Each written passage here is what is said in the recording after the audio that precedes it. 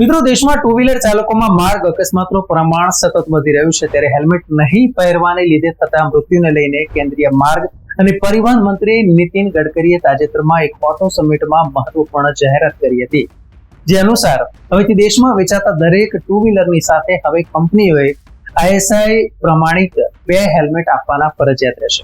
સરકારી data national crime bureau અનુસાર ભારતમાં દર વર્ષે 4,80,000 થી વધારે માર્ગ અકસ્માત થાય છે અને તેમાં લગભગ 1,81,000 થી વધુ લોકોના મોત થાય છે.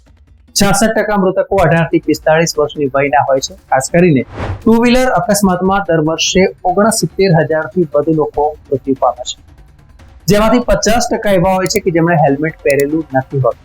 નમસ્કાર મિત્રો, રિયલ વોઇસ ઓફ ઇન્ડિયામાં આપનું સ્વાગત. મારું નામ છે નિહલ મોદી.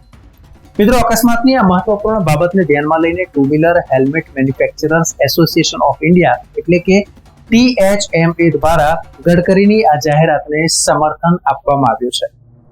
મહત્વપૂર્ણ છે કે આ સમર્થન જ્યારે આપવામાં આવ્યું છે ત્યારે અહીં આપણે પ્રશ્ન થાય મિત્રો કે આપણે હેલ્મેટ શા માટે પહેરવું જોઈએ.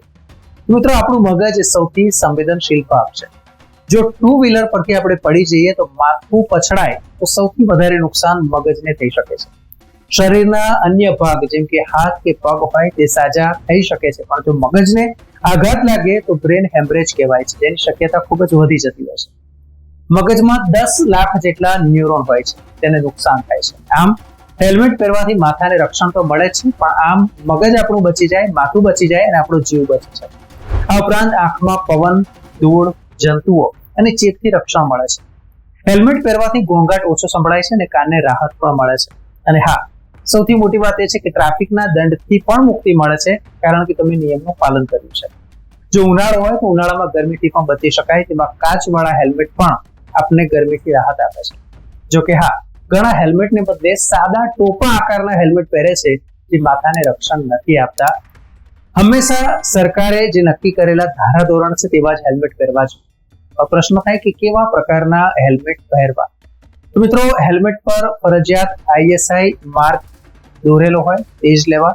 ચહેરાના કદ અને આકાર અનુસાર હોવા જોઈએ. વજન 1200 થી 1350 ગ્રામની વચ્ચે હોવું જોઈએ. આ ઉપરાંત અંદરના ભાગમાં જમ્પ રેઝિસ્ટન્સ પેડિંગ લાગેલી હોય તેવા હેલ્મેટ પહેરવા ખૂબ જ આવશ્યક છે. આ ઉપરાંત હેલ્મેટમાં યોગ્ય વેન્ટિલેશન પણ હોવું જોઈએ કે જેથી ભારે ટ્રાફિકમાં જ્યારે આપ ક્યાંક ઊભા રહી ગયા હો ત્યારે શ્વાસ લેવામાં તકલીફ ન પડે. કયા નિયમ હેઠળ હેલ્મેટ ફરજિયાત છે તે પણ સમજી લઈએ. મિત્રો, મોટર વાહન અધિનિયમની કલમ 129 અનુસાર હેલ્મેટ વગર ટુ વ્હીલર ચલાવવું એ સજાપાત્ર ગુનો છે. જો આવું કરતા પકડાય તો 500 થી લઈને 1000 રૂપિયા સુધીનું ચલણ જારી કરી શકાય છે. વાહન જપ્ત કરી શકાય છે અને ડ્રાઇવિંગ લાયસન્સ પણ સસ્પેન્ડ કરીને 3 મહિના સુધીની સજા પણ થઈ શકે છે. આમ હેલ્મેટ સંબંધી જો આટલી કાળજી લઈએ તો ચોક્કસથી કહી શકાય કે આપણો જીવ બચે છે. અને હા, માથું સલામત તો બધું જ સલામત. મિત્રો, ન્યૂઝ, વ્યૂઝ અને એનાલિસિસ માટે આપ જોતા રહો રિયલ વોઇસ ઓફ. ધન્યવાદ. મિત્રો, આપ YouTube ઉપરાંત Facebook, Instagram, X સોશિયલ મીડિયાથી પણ અમારી સાથે કનેક્ટ રહી શકો છો. દેશ વિદેશના તમામ સમાચારો વાંચવા માટે અમારી વેબ પોર્ટલ revolt.in ઓપન કરશો. ધન્યવાદ.